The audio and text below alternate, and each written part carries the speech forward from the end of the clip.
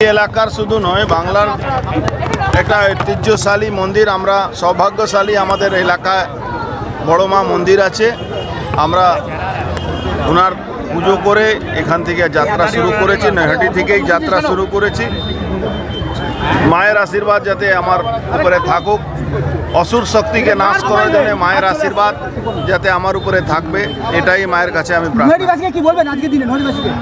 নৈহাটিবাসীকে একটাই আমার আবেদন, এখান থেকে তোলাবাজি, এক্সটর্শন, দুর্নীতি মুক্ত করার জন্যে, হকারদের জীবন ফিরিয়ে দেওয়ার জন্যে, এই অরবিন্দ রোডের যারা ব্যবসায়ী আছেন তাদেরকে শান্তির জন্যে মায়ের আশীর্বাদ আমার উপরে থাকুক। গরিবপুরের শ্রমিকের জন্যে, এলাকার যে এক্সটর্শন, তোলাবাজি, কলেজের নিয়ে দুর্নীতি, এই সমস্ত এই দুর্নীতি, হসপিটাল নিয়ে দুর্নীতি যেভাবে চলছে তার জন্য মুক্তি পাওয়ার জন্য মায়ের আশীর্বাদ যাতে।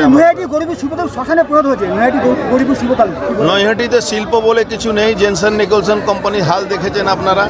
মাটি অবধি ওখানকার ইনার যে স্পন্সর আছে, যে ইনার বোর্ডে দেখবেন নাম লেখা থাকে স্পন্সর বাই অমুক, সে মাটি অবধি বেচে দিয়েছে। জুবলি ব্রিজ বহু কষ্ট করে বানানো হয়েছিল, সেই জুবলি ব্রিজ যে কোনো সময় ক্যালাপস করে যাবে, ওখান থেকে রাত দিন বালি তোলা হয়। আপনি জানেন যে দুর্নীতি এখানে, কেনো লোটো সব এখান থেকে ওনার স্পন্সরশিপে, ওনার প্রভাবে যেভাবে চলছে, পুরো এলাকার যুব সমাজ নষ্ট হয়ে যাচ্ছে। হসপিটাল থেকে কলেজ অবধি কি দুর্নীতি চলছে আপনারা জানেন। এই দুর্নীতির বিরুদ্ধে নৈহাটি মানুষ আমাকে আশীর্বাদ করবেন, এটা আমার বিশ্বাস আছে। না না না না, একদম না। আজকে মন্দির দোলের জন্য বন্ধ ছিল। আমি রিকোয়েস্ট করেছিলাম কি আমাকে একটু মায়ের কাছে, কেন আমি মায়ের কাছে প্রার্থনা করেছিলাম যেদিন আমার নমিনেশন পাবো সেদিন পরের দিনই আমি এখানে পুজো এসে দিতাম। মন্দির কমিটি নিয়ে আপনি পূর্বে সরব হয়েছেন, মন্দির কমিটিকে, মন্দির ট্রাস্টিদেরকে যে অপমান করা হচ্ছে, এখানে প্রায় পার্টি অফিস বানিয়ে দেওয়া হচ্ছে।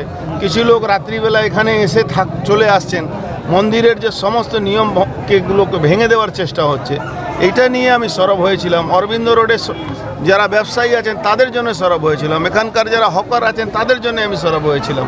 আমি একটাই জিনিস বলতে চাইছি, মানুষ নিজের ইচ্ছায় বাঁচুক, মানুষ নিজের ইচ্ছায় থাকুক। মানুষের উপরে জোর করে ক্ষমতায় দেখিয়ে থাকা যায় না। আপনার মনে আছে একবার জোর করে নৈহাটি কালী পুজোকে জোর করে বিসর্জন করা হয়েছিল, এটা এখানকার মানুষ সবাই জানে। কর্মীদের সাথে কথা হয়েছে, সমস্ত কর্মীরা সকাল থেকে, কাল থেকে সব কর্মীরা আমার পাশে আসছে, আমার সঙ্গে কথা বলছে, লড়াই ময়দানে তারা নেমে গেছে।